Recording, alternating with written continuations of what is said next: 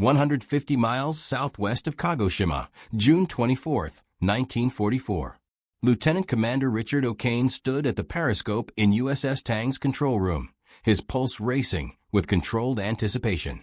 Through the lens, he observed something extraordinary. 6 massive cargo vessels protected by 16 escort ships. The largest Japanese convoy he'd encountered across 3 war patrols. The merchant ships appeared heavily laden with troops, supplies, and equipment desperately needed for Japan's deteriorating Pacific defenses. Behind O'Kane, his crew maintained tense silence. They'd been tracking this convoy for 4 hours, positioning Tang for the ideal strike. The submarine carried 24 torpedoes, each a 3,000-pound weapon, with warheads capable of snapping a ship in two. O'Kane's mind processed rapid calculations: angle, speed, distance, depth. He'd studied submarine warfare under Commander Dudley Mush Morton aboard USS Wahoo, where boldness and precision created the Pacific's most feared submarine commander.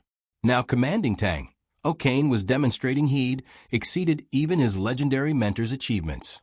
What Japanese naval intelligence failed to comprehend, despite mounting evidence, was how American submarine warfare had evolved into something their doctrine couldn't counter. The vessels were superior. The torpedoes finally functioned after years of catastrophic malfunctions.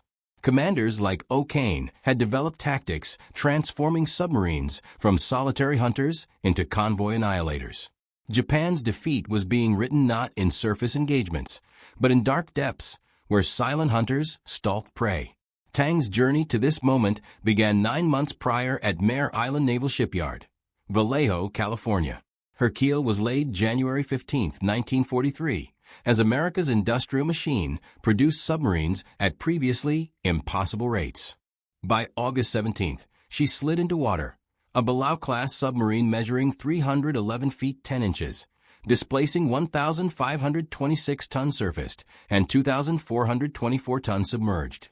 The Belau class represented cutting-edge American submarine design. Stronger hulls using high-tensile steel permitted diving to 438 feet, far deeper than earlier boats. This depth capability gave commanders like O'Kane critical advantages. When Japanese destroyers dropped depth charges, Belau-class submarines could dive below most weapons' effective range. Earlier fleet submarines were limited to 300 feet, leaving them vulnerable to determined escorts. 10 21-inch torpedo tubes, 6 forward, 4 aft, provided devastating firepower. Forward tubes were arranged in 2 tiers, 3 upper, 3 lower, enabling rapid salvo firing. After tubes could engage targets during escape maneuvers, turning retreat into attack. Each torpedo weighed 3,154 pounds and carried a 575-pound Torpex explosive warhead. They could reach targets at ranges exceeding 6,000 yards. The submarine carried 24 torpedoes total, sufficient for multiple attacks before returning to base. Diesel-electric propulsion provided surface speed of 20.25 knots and submerged speed of 8.75 knots.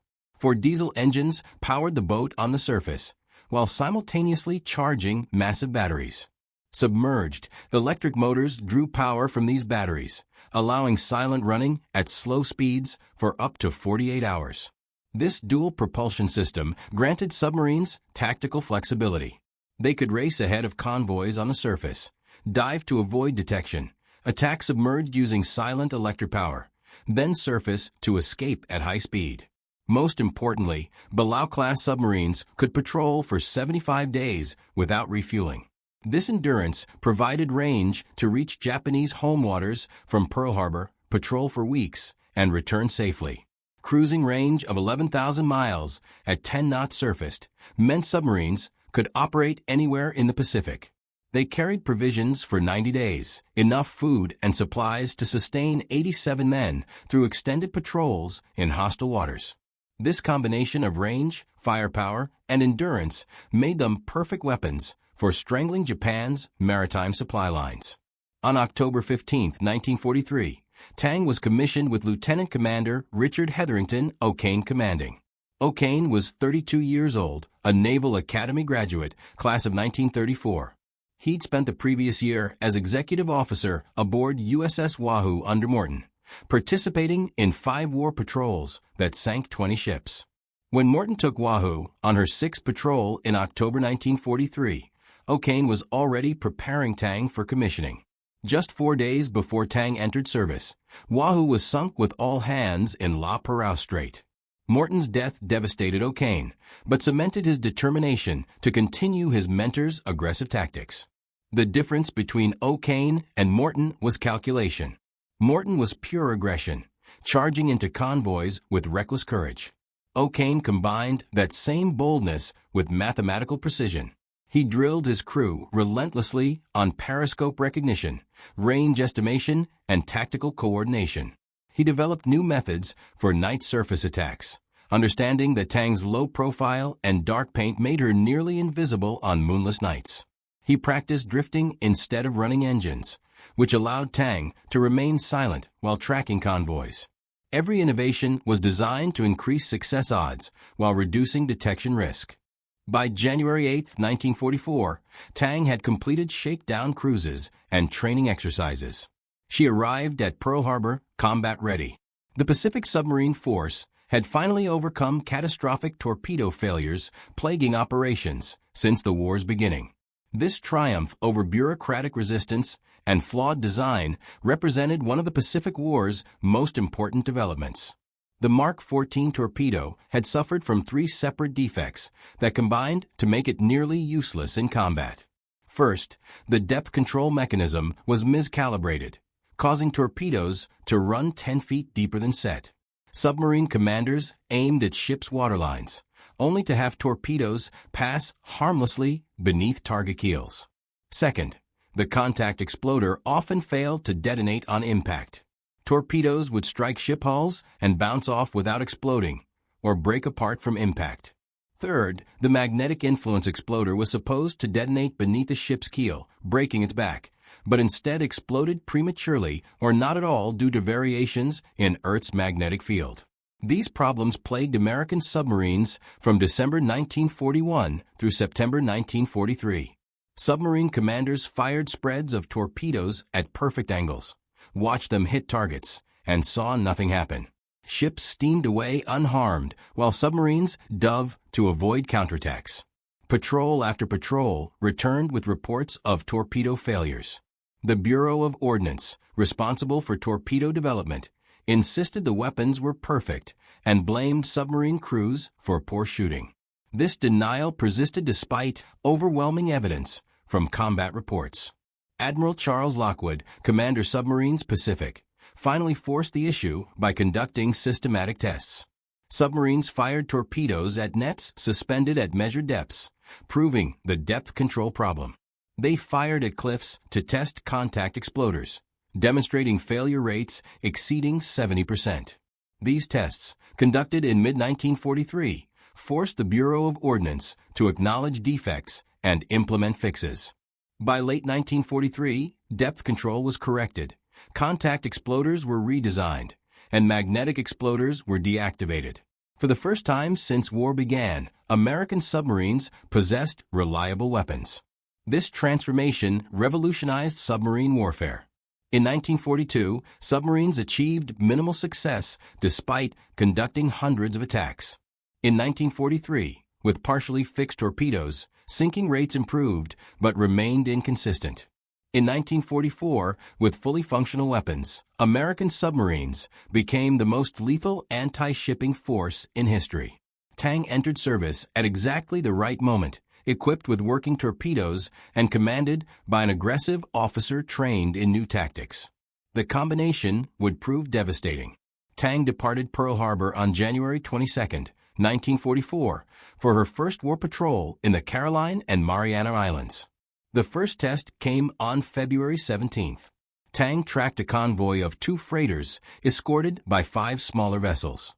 As she closed for attack, an escort suddenly appeared at 7,000 yards and closing fast.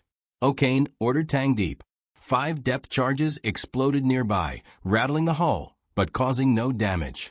When the escort departed, Tang returned to periscope depth and resumed the attack. At 1,500 yards range, O'Kane fired a spread of 4 torpedoes. 3 struck the freighter Jiatan Maru amidships. The 6,800-ton ship sank by the stern in minutes. 5 days later, Tang caught another convoy in darkness. O'Kane maneuvered Tang to within 1,500 yards and fired a perfect spread. The torpedoes slammed into Fukuyama Maru, tearing the ship apart in a series of explosions. Tang shadowed the convoy for another 2 hours before striking again, firing 4 torpedoes at Yamashimo Maru. The ship disintegrated in a massive explosion that lit up the night sky. Survivors later reported the ship's cargo of ammunition had detonated, magnifying torpedo damage. By the end of her first patrol, Tang had fired all 24 torpedoes and scored hits on 16 of them. She was credited with sinking 5 ships totaling approximately 18,000 tons. The Navy awarded her crew the Submarine Combat Patrol insignia, a distinction earned only by submarines that sank at least one enemy vessel. O'Kane received his first Navy Cross. Tang's second patrol began March 16, 1944, operating around the Palau Islands, Davao Gulf, and the approaches to Truk. She made 5 surface contacts, but had no opportunity to attack. Instead, Tang was assigned lifeguard duty near Truk during American carrier strikes on the heavily fortified Japanese base. This mission would prove as important as any combat patrol. On April 29, 1944, American carrier aircraft pounded Truk in massive raids. Dozens of planes were shot down, their crews parachuting into the lagoon or open ocean. Tang positioned herself near the atoll to rescue downed aviators. Over the next 3 days, O'Kane and his crew pulled 22 airmen from the water, including 9 rescued by a Vought OS-2U Kingfisher floatplane that landed inside Truk Lagoon to recover them. The Kingfisher, overloaded with survivors, couldn't take off again. Tang surfaced nearby, took the pilots aboard, and watched as the empty floatplane was destroyed to prevent capture. The rescue operation set a record and earned Tang's crew a Presidential Unit Citation. More importantly, it demonstrated O'Kane's willingness to risk his boat and crew for missions beyond pure destruction. The 22 pilots returned to Pearl Harbor aboard Tang, their lives saved by submariners' courage. Tang returned to base on May 15th, having fired no torpedoes, but having performed one of the war's most dramatic rescue operations. Tang's third war patrol would prove the most devastating single submarine deployment ever conducted against Japanese shipping during World War II. O'Kane requested assignment to the East China Sea and Yellow Sea, waters that brought submarines dangerously close to Japanese-controlled territory, but offered rich hunting grounds for convoys moving between Japan and the Asian mainland. Tang departed Pearl Harbor on June 8, 1944, loaded with 24 Mark 18 electric torpedoes.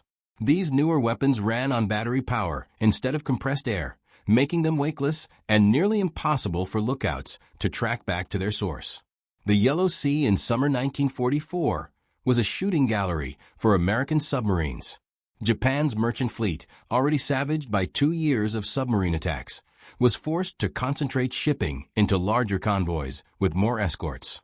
This defensive measure actually made convoys more visible to submarines equipped with radar and easier to track once located.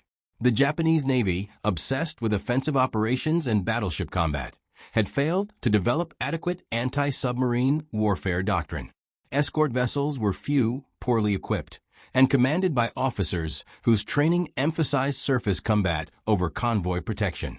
Japan's failure in anti-submarine warfare was puzzling for an island nation that depended entirely on maritime transportation.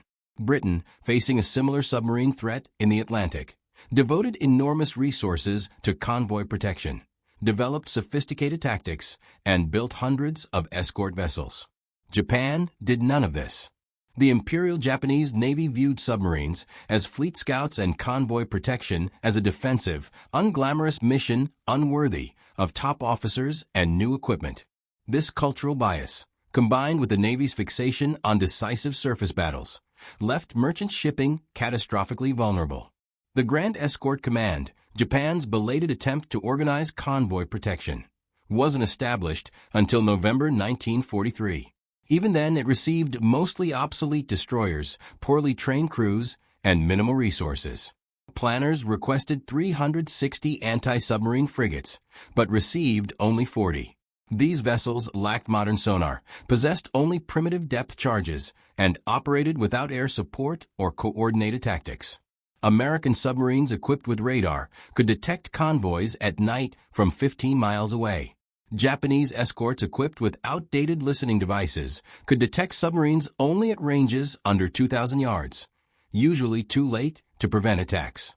Furthermore, Japanese anti-submarine doctrine emphasized aggressive counterattacks rather than convoy protection. Escorts would chase submarines after attacks instead of remaining with the convoy. This left merchant ships vulnerable to follow-up attacks by other submarines in the area. American submarine commanders learned to exploit this weakness. One submarine would attack, drawing away escorts, while others moved in to finish the convoy. Tang operated independently, but her tactics assumed Japanese escorts would chase her after attacks, leaving the damaged convoy exposed. Japanese merchant ship construction couldn't replace losses. American submarines in 1944 sank ships faster than Japanese shipyards could build them. Japan's annual shipbuilding capacity was approximately 1 million tons. American submarines were sinking over 2 million tons annually. The mathematics were brutal. Every month, Japan's merchant fleet shrank. By mid-1944, critical raw materials, oil, and food couldn't reach Japanese factories and cities in sufficient quantities. The submarine blockade was strangling Japan more effectively than any surface campaign could achieve. On June 24th, southwest of Kagoshima, Tang's radar detected a massive convoy, 6 large ships shielded by 16 escorts. O'Kane spent 4 hours maneuvering Tang into position, using the submarine's superior surface speed to race ahead of the convoy, then submerging to wait in ambush. As darkness fell, he brought Tang to periscope depth and aligned for a surface attack. The convoy steamed directly toward him in 2 columns. At 2,300 hours, O'Kane gave the order to fire. Tang launched 3 torpedoes at the nearest ship in the lead column, then swung her bow and fired 3 more at a second target in the far column. The torpedoes ran hot, straight, and normal. 6 explosions erupted across the convoy. Tang went deep to avoid escorts, which dropped depth charges in wild patterns nowhere near the submarine's actual location. When Tang returned to periscope depth 30 minutes later, O'Kane expected to see 2 ships sinking. Instead, he witnessed chaos, for ships were either burning, sinking, or dead in the water. Post-war examination of Japanese records revealed what had happened. The 3 torpedoes aimed at the far ship had struck 3 different vessels. The convoy's tight formation meant that torpedoes running at 6 feet depth had found multiple targets. Tamahoko Maru, Tainan Maru, Nasusa Maru, and Kenichi Maru, totaling over 16,000 tons, all went to the bottom that night. It was the most successful single attack by an American submarine in the entire war. For ships sunk with 1 torpedo spread, Tang had fired 6 torpedoes and destroyed 4 ships. The mathematics were devastating for Japan. Each of those vessels had taken months to build and carried cargo desperately needed for the war effort. Their loss in minutes demonstrated the stark imbalance between Japanese shipbuilding capacity and American submarine effectiveness. 6 days later, on June 30th, Tang encountered the cargo ship Nikken Maru steaming without escort on the route from Kyushu to Dairen. O'Kane surfaced and gave chase, firing 2 torpedoes that both missed. Nikken Maru's captain, realizing he was under attack, began zigzagging and called for air support.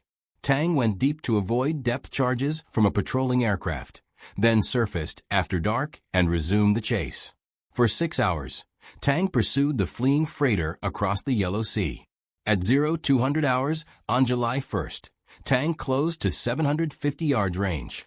O'Kane fired a single torpedo from the after tubes. The weapon struck Nikken Maru amidships, breaking the ship in half.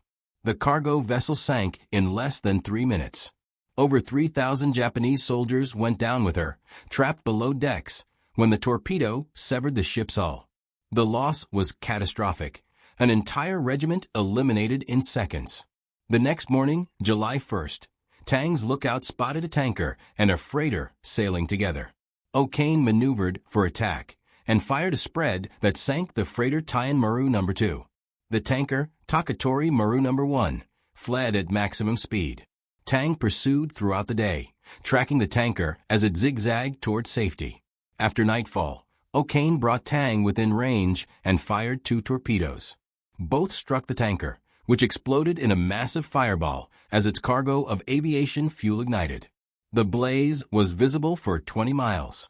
Tang celebrated Independence Day, July 4th, with a dawn attack on a freighter hugging the coast near shore.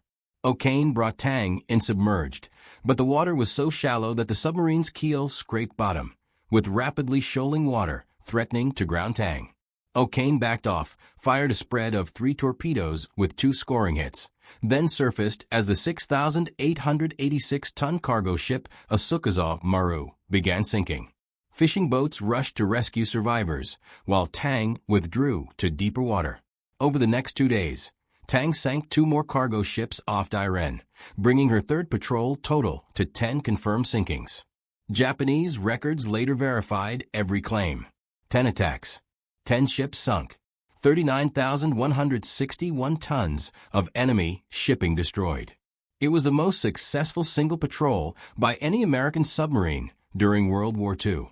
Tang returned to Pearl Harbor on July 14th, having expended all her torpedoes and rewritten the record books. The Navy credited O'Kane and his crew with demonstrating what aggressive, skillful submarine warfare could achieve. Tang had operated in heavily patrolled waters, penetrated convoy escorts, and sunk ships at a rate that terrified the Japanese merchant marine. Convoy captains who survived Tang's attacks reported a ghost submarine that appeared from nowhere, destroyed multiple ships, and vanished before escorts could respond. Japanese naval intelligence, analyzing shipping losses, identified the Yellow Sea as a death trap but lacked resources to adequately protect convoys transiting those waters. Tang's Fourth War Patrol, conducted from July 31st to September 3, 1944, took her to the most dangerous waters in the Pacific, the coast of Honshu near Tokyo. O'Kane requested this assignment despite knowing Japanese home waters were heavily patrolled by aircraft, surface vessels, and shore-based radar. The risk was enormous, but so was the opportunity. Shipping routes converged near Tokyo Bay, bringing targets directly to Tang's patrol area. On August 10th, Tang attacked a tanker near Omizaki, but missed with all torpedoes due to last-minute maneuvering by the target. The next day, Tang encountered 2 freighters with 2 escorts. O'Kane fired 3 torpedoes at the larger freighter and 2 at the smaller. The larger ship disintegrated, apparently struck in her boilers by a torpedo that caused a catastrophic explosion. As Tang went deep, the crew heard the 4th and 5th torpedoes hit the second ship. A jarring depth charge attack lasted 38 minutes, but Tang survived with only minor damage. On August 14th, Tang engaged a patrol yacht with her 4-inch/50 caliber deck gun, reducing the vessel's superstructure to wreckage with 8 direct hits. 8 days later, she sank a 225-foot patrol boat with gunfire and torpedoes. Tang's 4th patrol demonstrated O'Kane's tactical flexibility. When torpedoes were inappropriate, he used the deck gun. When convoys had too many escorts, he waited for lone ships. When Japanese aircraft forced him deep, he surfaced at night and resumed hunting. The patrol added 6 more ships to Tang's total, though 3 were small patrol craft rather than cargo vessels.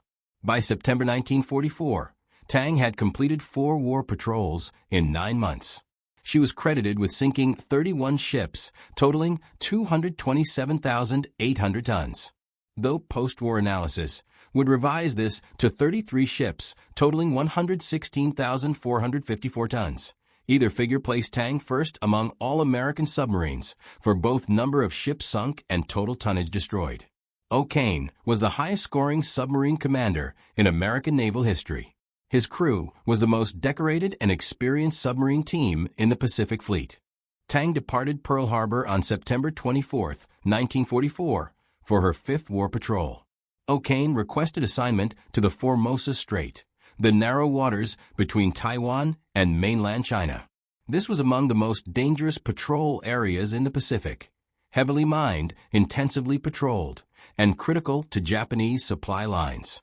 Commander John Coy, leading a coordinated attack group with submarine Silversides, Trigger, and Salmon, offered O'Kane the option to join the Wolfpack. O'Kane declined. Tang would operate alone.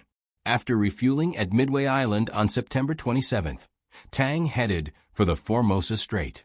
No further contact was made with any American base after Tang left Midway. Her story would be pieced together later from O'Kane's report and survivor testimony. On the night of October 10th to 11th, Tang attacked a Japanese convoy and sank 2 cargo ships, Jashugo and Oitamaru. The submarine continued patrolling until October 23rd, when radar detected a large convoy consisting of 3 tankers, a transport, a freighter, and numerous escorts. O'Kane planned a night surface attack, one of his favorite tactics. Tang's dark paint and low profile made her nearly invisible in darkness. Her radar gave her eyes that Japanese lookouts lacked. At midnight, Tang broke into the middle of the convoy formation. O'Kane fired torpedoes as he closed on the tankers. 2 torpedoes struck the nearest ship under the stack and engine room. A single torpedo hit the stern of the middle tanker. 2 more exploded under the stack and engine space of the farthest tanker. The first torpedoes began exploding before the last was fired. All hit their targets, which were soon either burning or sinking. As Tang prepared to fire at another tanker crossing her stern, lookouts sighted the transport bearing down in an attempt to ram. O'Kane ordered emergency speed and maneuvered Tang between the transport and a burning tanker. The 2 Japanese ships collided with each other in the confusion. Tang fired 4 stern torpedoes as she escaped, sinking both vessels. The chaos was complete. Ships burning, escorts dropping depth charges randomly, convoys breaking formation in panic. Tang had destroyed the convoy's organization in minutes. Tang resumed patrol near Turnabout Island. On October 24th, at approximately 2,100 hours, radar detected another large convoy. As searchlights stabbed the darkness and escorts swept the area, Tang picked her targets. O'Kane launched a series of torpedoes. A destroyer moving to attack exploded, either from one of Tang's torpedoes or friendly fire. In the confusion, a transport and a tanker were also sunk. Japanese records would later confirm the destruction of Kogen Maru and Matsumoto Maru, totaling over 13,000 tons. By 02:30 on the morning of October 25th, Tang had fired 23 of her 24 torpedoes. O'Kane had 1 weapon left. One more chance to add to the most successful patrol ever made by an American submarine. Tang had been attacking continuously for 2 nights, had survived multiple depth charge attacks, and had sunk 13 ships. The submarine's crew was exhausted but exhilarated. 1 more shot, then they could head for home and a hero's welcome. O'Kane identified a final target, a cargo ship attempting to escape the carnage. Tang maneuvered into position. At 0230, O'Kane gave the order to fire the 24th and final torpedo, a Mark 18 electric weapon. The torpedo ejected from the tube, entering the water smoothly. Then something went catastrophically wrong. The torpedo broached, breaking the surface in a geyser of white water. Instead of running straight toward the target, it curved hard to the left. The crew watched in horror as the torpedo began a circular run, turning back toward Tang. O'Kane ordered emergency speed, attempting to maneuver Tang out of the torpedo's turning circle. For 20 seconds, the submarine raced ahead, propellers thrashing the water. The torpedo continued its arc, homing on the noise of Tang's engines. 20 seconds after launch, the torpedo struck Tang abreast the after torpedo room, approximately 20 feet from where it had been fired. The explosion was devastating. The warhead contained 575 pounds of Torpex explosive, far more powerful than TNT. The blast severed Tang's stern, flooding 3 compartments instantly. Men as far forward as the control room received broken limbs from the concussion. The submarine's stern sank immediately, dragging the rest of the hull down. 9 officers and men were on the bridge when the torpedo struck. O'Kane, thrown clear by the explosion, found himself in the water. Boatswain's Mate First Class William Leibold and radioman First Class Floyd Caverly also reached the surface. One officer escaped from the flooded conning tower without using the escape trunk, a feat considered nearly impossible. Lieutenant Commander Lawrence Savadkin, the engineering officer, somehow swam clear and survived. Tang hit bottom at 180 feet depth. Inside the forward torpedo room, 30 survivors crowded into the space, intending to use the forward escape trunk. They'd been trained in escape procedures using the Momsen lung, a breathing device designed for submarine escapes. In all of submarine warfare history, the Momsen lung had never been successfully used to escape from a sunken submarine in combat conditions. Tang's crew was about to attempt what everyone believed was impossible. The escape trunk could accommodate 8 men at a time. Water pressure at 180 feet created crushing force. Survivors had to flood the trunk, equalize pressure, open the outer hatch, and ascend slowly while breathing from the Momsen lung. Ascending too fast would cause the bends, nitrogen bubbles forming in blood and tissue, causing paralysis or death. Panic would be fatal. Discipline was everything. 13 men attempted escape. 8 drowned in the trunk or during ascent. 5 reached the surface alive. Torpedo Man 3rd Class Pete Narawanski, Torpedo Man 2nd Class Hayes Truck, Motor Machinist's Mate 2nd Class Jesse De Silva, Motor Machinist's Mate 3rd Class Clay Decker, and Lieutenant Junior Grade Henry Flanagan fought their way to the surface and survived 8 hours in the water before rescue. At dawn, a Japanese destroyer escort picked up the 9 survivors. The same ship carried burned and wounded survivors from USS Tang had sunk hours earlier. When these survivors saw the American submariners, they inflicted brutal beatings and torture. O'Kane would later write with remarkable humanity that when his crew realized their clubbings and kickings were being administered by the burned, mutilated survivors of their own attacks, they found they could take it with less prejudice.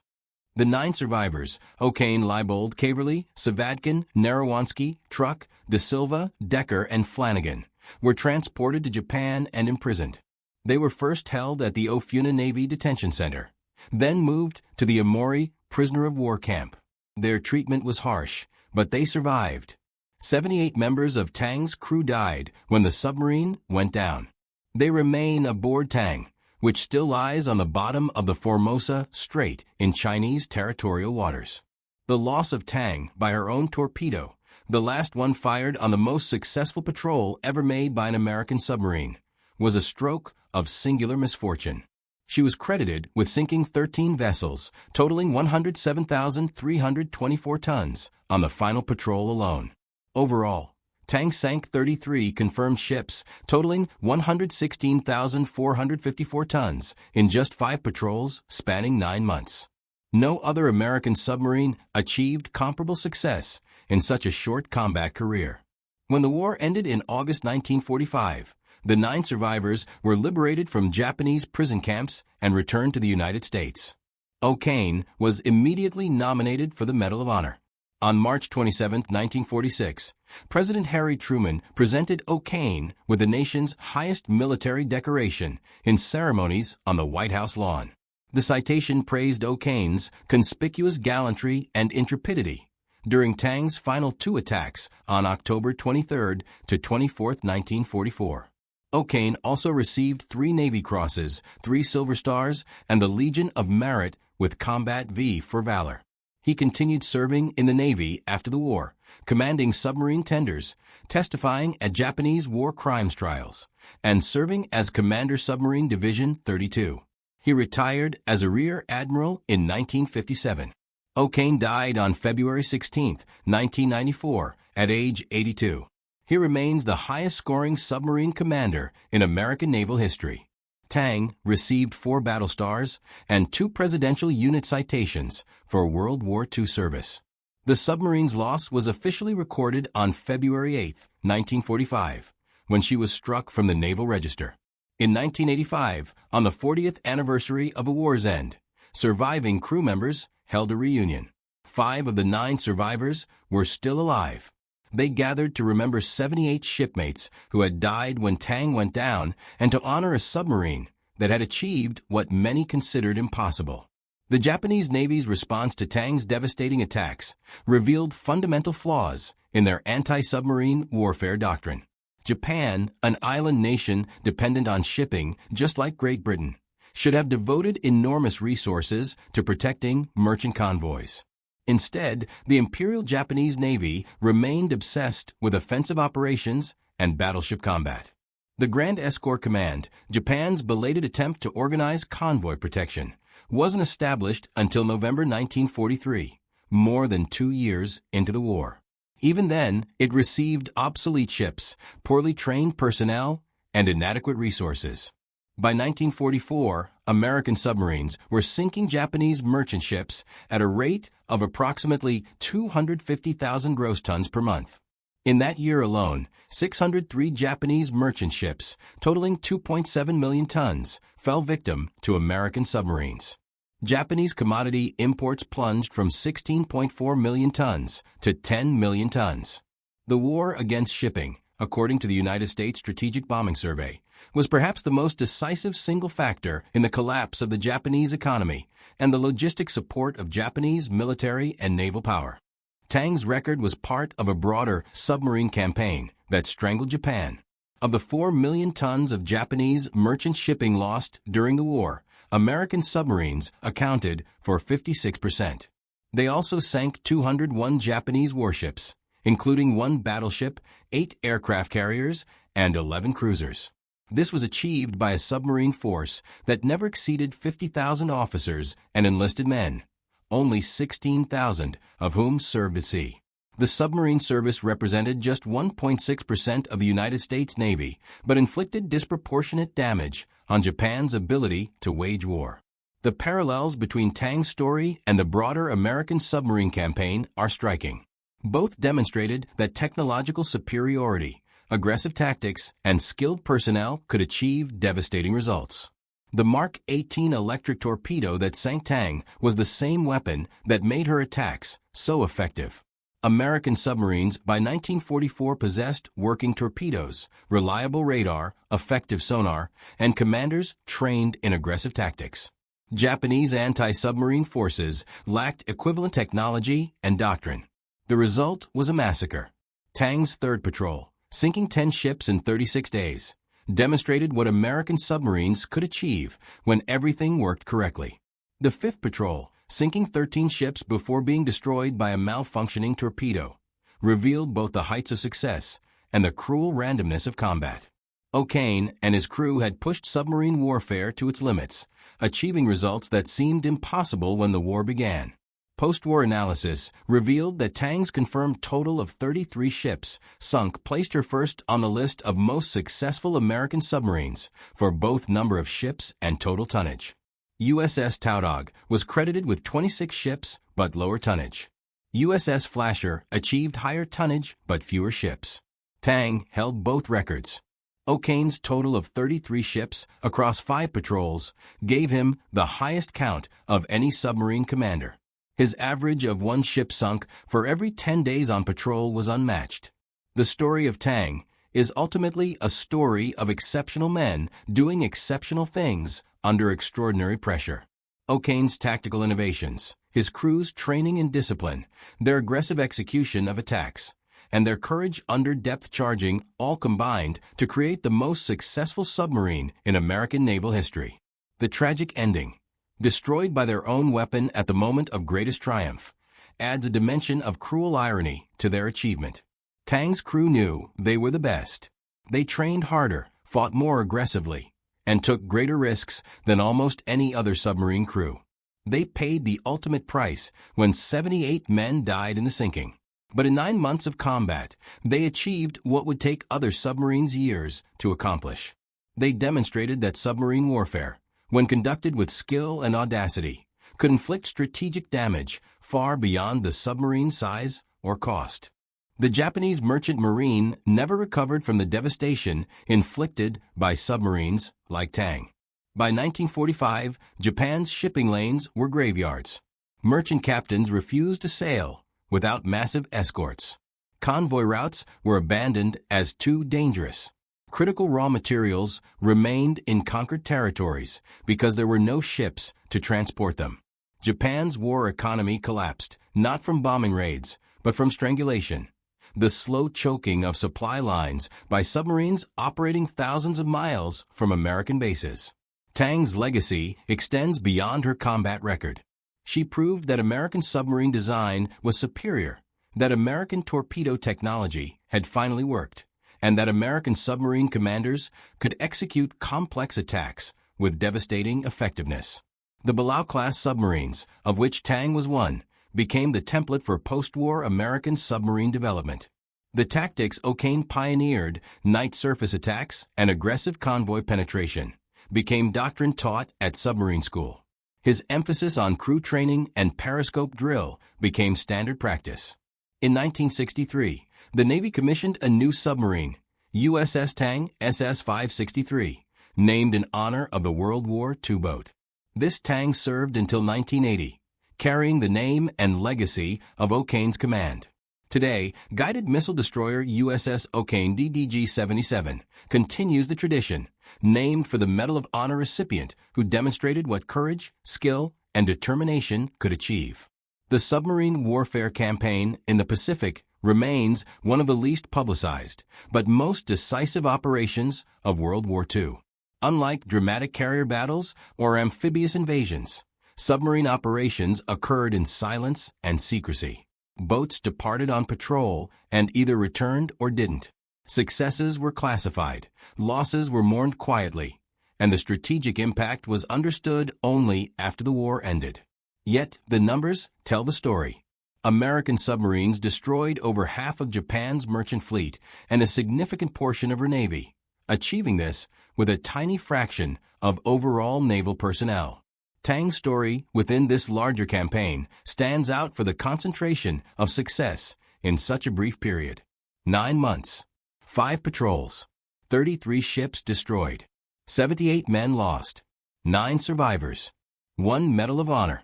The mathematics are brutal and extraordinary in equal measure.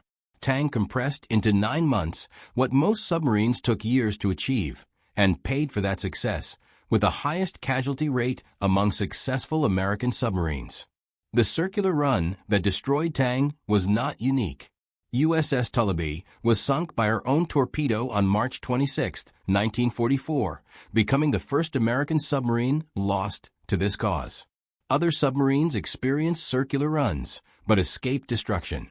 The Mark 18 electric torpedo, despite being superior to earlier weapons, still suffered occasional guidance failures. The gyroscope that controlled direction could malfunction. The propeller could be damaged during launch. External factors, like currents, could affect trajectory.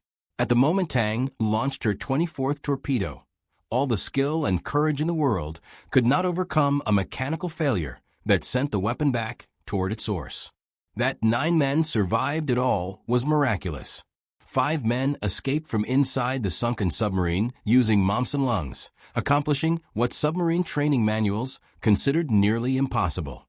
4 men, including O'Kane, survived in the water for 8 hours after being thrown from the bridge or escaping the conning tower, demonstrating extraordinary endurance. All 9 endured brutal treatment from Japanese survivors and imprisonment for 10 months, showing resilience that matched their combat courage. O'Kane's post-war career, rising to Rear Admiral and serving the Navy for 13 more years, proved that surviving Tang's loss did not diminish his capability or determination. The reunions held by Tang survivors became emotional gatherings where 9 men remembered 78 shipmates. They spoke of the men who died in the after compartments when the torpedo struck, unable to escape before those spaces flooded. They remembered the men who died attempting escape from the forward torpedo room, succumbing to pressure, drowning, or the bends during ascent. They honored the men who had crewed Tang through 5 patrols, achieving the impossible and paying the ultimate price. In the National World War II Museum in New Orleans, an interactive exhibit called Final Mission allows visitors to experience Tang's last patrol. Participants enter a simulated submarine, receive cards corresponding to actual crew members, and are assigned stations. The events of October 24th to 25th, 1944 unfold on overhead screens, while visitors perform tasks. The circular run of the 24th torpedo is depicted. Upon exiting, visitors see a wall with photographs of the crew and learn whether the sailor associated with their card survived. It is a powerful reminder that behind the statistics and tactics were real men who faced death in the dark depths. Tang's combat record remains unmatched. 33 ships confirmed sunk in 5 patrols. Third patrol, 10 ships in 36 days. Fifth patrol, 13 ships before being destroyed.